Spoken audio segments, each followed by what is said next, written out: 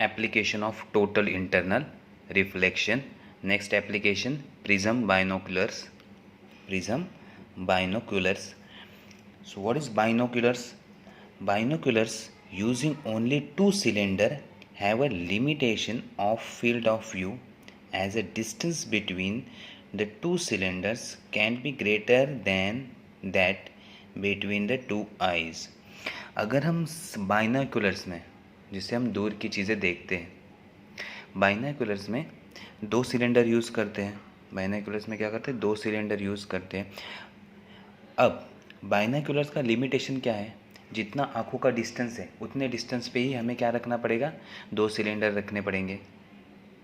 अगर हम ऐसा करते हैं तो हमें उस रेंज में जो दिखाई देगा, the field of view of distance between two cylinders can be greater than that between the two eyes.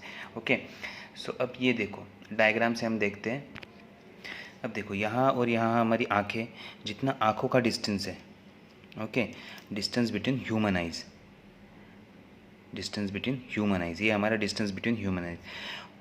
उसी दूरी पे हमने अगर दो सिलेंडर रख दिए, उसी दूरी पे हमने दो सिलेंडर रख दिए तो उसकी वजह से हमें इतने एरिया में दिखाई देगा. This is known as a field of view.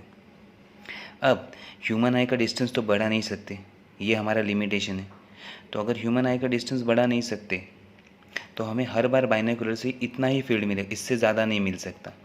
अब अगर मुझे इससे ज़्यादा फील्ड इंक्रीज़ करना है तो क्या करना होगा? तो इसका सॉल्यूशन हमारा प्रिज्म बाइनोकुलर्स में है. किसमें? या हमारा टोटल इंटरनल रिफ्लेक्शन में है. तो देखते हैं इसको हम कैसे ओवरकम करें. Now this limitation can be overcome using two right angle glass prism. This limitation can be overcome by using two right angle glass prism having critical angle nearly equal to 42 degree. Okay, nearly equal to 42 degree. Used for total internal reflection as shown in a figure. Total internal reflection occur inside the isosceles right angle prism. तो अब ये जो हमारा limitation है, आँखों की दूरी हम बढ़ा नहीं सकते तो हमारा फील्ड ऑफ व्यू कम रहेगा. उस लिमिटेशन को दूर करने के लिए हमने क्या यूज़ किया? हमने यूज़ किया राइट एंगल ग्लास प्रिज्म का, जिसका क्रिटिकल एंगल 42 डिग्री है. राइट एंगल ग्लास प्रिज्म को हमने यूज़ किया जिसका क्रिटिकल एंगल 42 डिग्री है. उसका यूज़ करके हमने क्या बनाया? नया बाइनोकुलर. उसमें हमने प्रिज्म यूज़ किए और टोटल इंटरनल रिफ्लेक्शन का यूज़ किया. अब ये कैसे यूज़ किया हम फिगर से देखते हैं. तो ये हमारा न्यू बाइनोकुलर था.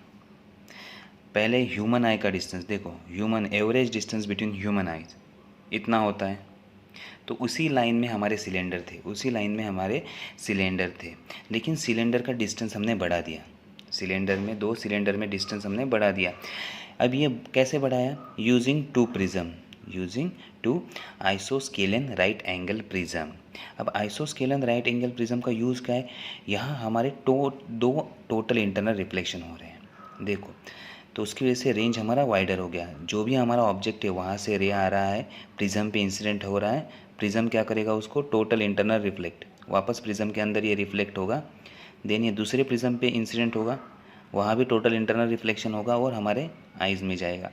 अब ये सिलेंडर की दूरी बढ़ गई तो हमारा रेंज भी क्या होगा? वाइडर हो गया. So this is the use of total internal reflection. ये यहाँ हमारा टोटल इंटरनल रिफ्लेक्शन का यूज़ होता है. हमारी आँखों की दूरी तो हम बढ़ा नहीं सकते, लेकिन हमने क्या किया? दो सिलेंडर को और ज़्यादा दूर कर दिया, जिसकी वजह से हमारा फील्ड ऑफ व्यू बढ़ गया. जिसकी वजह से हमारा फील्ड ऑफ व्यू क्या बन गया? बढ़ गया. ओके, तो ये समझ में आ गया. टोटल इंटरनल रिफ्लेक्शन का सेकेंड एप्लीकेशन हमारा प्रिज्म बाइनोकुलर्स. अब हम नेक्स्ट एप्लीकेशन देखते हैं. Next application periscope. Next application periscope. It is used to see the object on the surface of water body from inside water. Submarine में जो use होता है, सबमरीन में, वाटर के अंदर जो सबमरीन जाती है, अगर हमें वाटर सरफेस का देखना है सबमरीन से, तो हम किसका यूज़ करते हैं, पेरिस्कोप का यूज़ करते हैं। सो वाटर सरफेस पे क्या चल रहा है वो इनसाइड वाटर से हम देख सकते हैं using periscope. The ray of light should be reflected twice through a right angle. तो जो भी पेरिस्कोप में लाइट एंटर होती है उसको 2 बार हम राइट एंगल से मोड़ते हैं। So reflection are similar to those in the binoculars and total internal reflection occur inside isosceles right angle prism.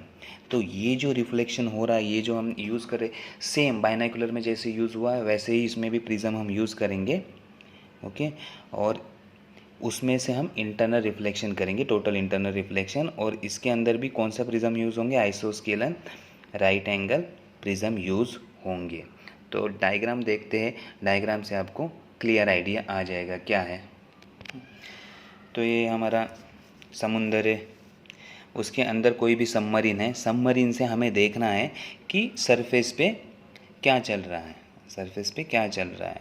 तो हम इस तरह का इंस्ट्रूमेंट यूज़ करेंगे, इसे हम क्या कहते हैं, पेरिस्कोप। इसे हम क्या कहते हैं, पेरिस्कोप। अब देखो पेरिस्कोप है, इसमें हमने लाइट को यहाँ एक 90 डिग्री से और यहाँ 90 डिग्री से 2 टाइम 90 डिग्री से इसको बेंड किया है, 2 टाइम 90 डिग्री से इसका पाथ चेंज किया है। ये समझ में आ गया। देन उस पाथ को चेंज करने के लिए हमने क्या यूज़ किया, प्रिज्म यूज़ किया। कौन से, isosceles right angle prism. Isosceles right angle prism को हमने यूज़ किए हैं। तो अब देखो जब रे ऑफ लाइट इस प्रिज्म पे इंसिडेंट करती है, प्रिज्म पे ये जो एंगल होगा, जिस एंगल पे प्रिज्म इंसिडेंट कर रही हो that is greater than critical angle, that is greater than. और जैसे ही ग्रेटर देन क्रिटिकल एंगल पे लाइट इंसिडेंट करेगी तो क्या होगा, total internal reflection. Total internal reflection होगा, वापस दूसरे प्रिज्म पे इंसिडेंट करेगी, यहाँ भी टोटल इंटरनल रिफ्लेक्शन होगा और ह्यूमन आई में ये लाइट चली जाएगी और हमें ऑब्जेक्ट दिखाई देगा।